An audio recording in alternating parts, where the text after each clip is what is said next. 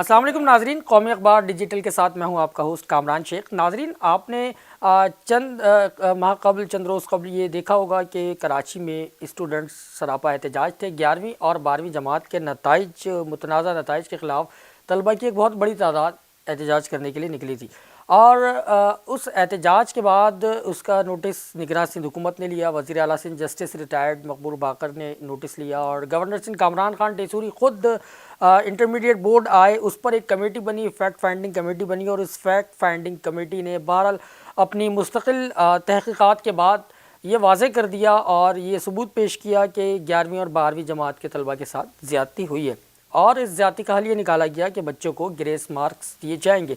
और इस तमाम अमल के दौरान कि जब स्टूडेंट्स सरापा एहतजाज थे और वो ये कह रहे थे कि हमारे जो नताइज हैं वो गलत दिए गए हैं और उन गलत नताइज को तलबा ने जो है वो वक्तन फ़वक्तन कोई 20 से 25 मरतबा कराची प्रेस क्लब और मुख्तलिफ़ प्लेटफॉर्म्स पर एहतजाज किया। इंटरमीडिएट बोर्ड कराची में भी एहतजाज किया और इसके साथ साथ मुख्तलिफ़ सियासी जमातें भी उनके एहतजाज में शरीक रहीं और ये एहतजाज एक बाकायदा मुनज़्ज़म तंजीम की सूरत इख्तियार कर गया। उस तंजीम का नाम दिया गया जस्टिस फॉर स्टूडेंट, जो एक तंजीम बनी है तलबा की। उसकी जो सरबराह हैं, बानी भी हैं निमरा खान, वो मेरे हमरा मौजूद हैं। उनसे जानते हैं कि मज़ीद जो है वो अब एहतजाज उनका किन वजूहात की बिना पर जारी रहेगा और जो एहतजाज उन्होंने किया उसका क्या हल निकला। निमरा, ये बताइएगा कि आप जो एहतजाज आप लोगों ने तमाम तलबा ने किया उसका हल ये निकला कि ग्रेस मार्क्स दिए गए तमाम स्टूडेंट्स को और ग्रेस मार्क्स देने के बाद भी उस मसले का हल नहीं निकला। आपने ये कहा, ये इंदिया दिया कि हम अब वज़ीर आला हाउस की तरफ मार्च करेंगे। तो क्या वजूहात हैं, कौन कौन से वो मसाइल हैं आपके जो अभी तक हल नहीं हुए? हमारा मुतालबा कोई सुना ही नहीं गया है अब तक।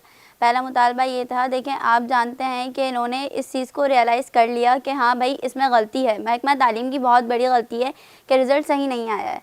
तो अब जब हमने ये कहा कि इस रिज़ल्ट को मनसूख किया जाए तो अब आप इसको देख लें ना, जब इसमें गलती है तो रिज़ल्ट मनसूख कर दें, लेकिन हमारा ये मुतालबा नहीं सुना गया। उसके बाद हमने दूसरा मुतालबा ये किया था कि हम स्क्रूटनी नहीं करवाएंगे। अब तक जो तहकीकाती कमेटी में ने रिपोर्ट पेश की है उसको आप लोग किस तरह से देखते हैं? उन्होंने जब अपनी सेक्रेटरी कमेटी बिठाई है उसमें उन्होंने कह दिया कि भाई स्क्रूटनी करवाएंगे बच्चे तो उनका रिज़ल्ट 15% देंगे हम। आप ये बताएं, जो बच्चे 0% पे हैं उन्हें 15% मिलकर भी क्या बन जाएगा? मतलब आप हमें भीख दे रहे हैं? हमें भीख नहीं चाहिए, हमने तो रीचेकिंग का मुतालबा किया था, आपने हमारा वो मुतालबा रिजेक्ट कर दिया। अपनी तरफ से आपने कमेटी बनाई और आपने 10 दिन में रिजल्ट दे दिया कि आपने 300 कॉपीज चेक की, उसमें गलतियाँ थी। जब गलतियाँ थी तो आपको पहले ये नोटिफिकेशन निकालना चाहिए था कि इस रिज़ल्ट को मनसूख कर दिया है। उसके बाद दूसरा नोटिफिकेशन ये निकालना चाहिए था कि जी इसका रिज़ल्ट हम जल्द से जल्द देंगे अगर ये स्क्रूटनी करवा भी ना। पहले तो रिजल्ट स्क्रूटनी की डेट ख़त्म होती है 16 पर, आप ये चीज़ चलाते हैं 15 तारीख को नोटिफिकेशन की सूरत में। अखबार में पहले आ गया था, लेकिन जब तक नोटिफिकेशन नहीं आता कोई भी इस चीज़ को नहीं मानता, ना आप मानते हैं ना हम मानते हैं। जब नोटिफिकेशन आया उस दिन जो है स्क्रूटनी की डेट ख़त्म हो गई। चलें, हमने स्क्रूटनी के लिए बच्चों को मना भी लिया, तो आप अब स्क्रूटनी के लिए नहीं अप्लाई करने दे रहे बच्चों को। हम ये चाह रहे हैं कि बच्चों का जो रिज़ल्ट बने वो सेकेंड ईयर की बेस पर बने, ना कि इसकी बेस पर कि हम स्क्रूटनी करवाएँ। पहला मुतालबा भाई इनका पॉइंट ये है कि जो स्क्रूटनी की तारीख़ है उसमें इजाफ़ा किया जाए और इसके साथ साथ जो एग्ज़ामिनेशन फॉर्म्स की डेट है 12वीं जमात की उसको भी उस वक्त तक रोका जाए कि जब तक स्क्रूटनी का रिज़ल्ट अनाउंस नहीं हो जाता। ये भी बताइएगा कि एक मुख्तलिफ़ तंजीमें, सियासी तंजीमें भी आपके साथ एहतजाज में शामिल हुई और अब तक जो आपका रिज़ल्ट है एहतजाज का उसमें मैट्रिक, इंटर सभी तलबा जो है वो परेशान हैं। लेकिन आप लोग क्या समझते हैं कि इस मसले का हल जो है वो क्या यही हल था या कोई और भी आपके जहन में कोई हल है? जी बिल्कुल, हमारी कोई बात नहीं सुनी गई। हमें ये सब करते हुए हम इस चीज़ को हमने जब शुरू किया था ना वो 9 जनवरी को शुरू किया था और आज हमें कितने दिन हो गए, पूरे महीने से ज़्यादा हो गया और हमने कोई 25 से 26 एहतजाज किए हैं। प्रेस क्लब पर किया, बोर्ड ऑफिस पर किया, लेकिन हमारी बात नहीं सुनी गई। उसके ऊपर रिटायर्ड जस्टिस मकबूल बाकर साहब ने ये कह दिया कि फ़ेल हो गए तो हो गए, एहतजाज किस बात का? आप किस बात से आपने गलती मान ली? अगर ये हमारा मुतालबा नहीं माना गया कि इस रिज़ल्ट को मनसूख किया जाए اور دوسری بات یہ کہ جب تک اس رزلٹ کا نتائج کا جو ہے نہیں آ جاتا سامنے کہ یہ جو آپ نے اسکروٹنی کا کہہ دیا ہے اس کا جو رزلٹ آئے گا، جب تک ایگزامینیشن فارمز کی ڈیٹ کو آگے کیا جائے، کیونکہ جب ہم سیکنڈ ایئر کا ایگزامینیشن فارم فل کرتے ہیں تو اس میں جو ہے سپلی کے پیپر کا بھی ٹک کرنا پڑتا ہے کہ بھائی فرسٹ ایئر میں یہ سپلی آئی ہے.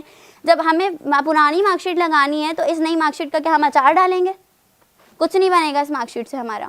کیا سمجھتی ہیں کہ اس جو محکمہ تعلیم کی تو ایک طرف غلطی ٹھہرا دی گئی، لیکن تعلیمی بورڈز میں سندھ کے نظام میں جو اسٹوڈنٹس کو خاص طور پر ایک برج کا کردار ادا کرتا ہے تعلیمی بورڈ، تو اس میں کیسے افراد کو لگایا جانا چاہیے کہ آپ اہل افراد کو، اور یقیناً یہ غلطی ہوئی ہے جو ہماری نگراں حکومت ہے یا سابقہ حکومتیں ہیں کہ انہوں نے جو نگراں سیٹ اپ میں بھی ایسے اہل اور لوگوں کو نہیں لگایا، جس کی وجہ سے مسائل بڑھے. اور ان مسائل کے بڑھنے کی وجہ یہی تھی کہ جو تجربہ کار اور سینئر افسران کو اگر لگایا جاتا تو پھر جو ہے وہ بات بنتی. تو آپ اس سلسلے میں آپ کا کیا کہنا ہے؟ ان لوگوں کو لگانا چاہیے جو اس چیز کی تعلیم رکھتے ہیں. کمشنر صاحب جو کہ ہیں اس وقت سلیم راجپوت کمشنر جو ہیں، انہیں تو اس چیز کا نہیں ہے نا کہ بورڈ آفس کو کس طرح ہینڈل کرنا ہے، بچوں کی تعلیم کا کس طرح ہوگا. اب آپ بتائیں کہ ان کے انسان پڑھ لا رہا ہے اور آپ کہہ رہے ہیں کہ جا کے بھائی اس کا آپریشن کر دو، کیسے کرے گا وہ؟ نہیں ہے، یہ بالکل پاسبل ہی نہیں ہے یہ چیز.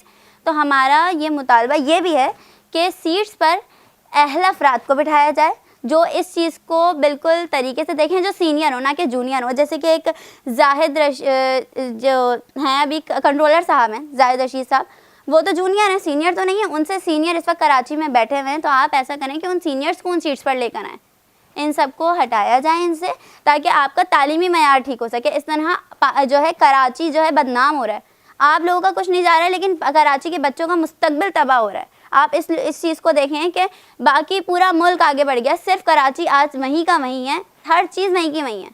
آپ بتائیں کہ ان بچوں کا کیا بنے گا؟ یہ ایک کراچی کے لیے ایک چال سمجھ لیں کہ جب ظاہر سی بات ہے جب یہاں کے بچے آگے جا ہی نہیں سکیں گے تو آپ لوگ کی پوسٹر پہنچیں گے ہی نہیں.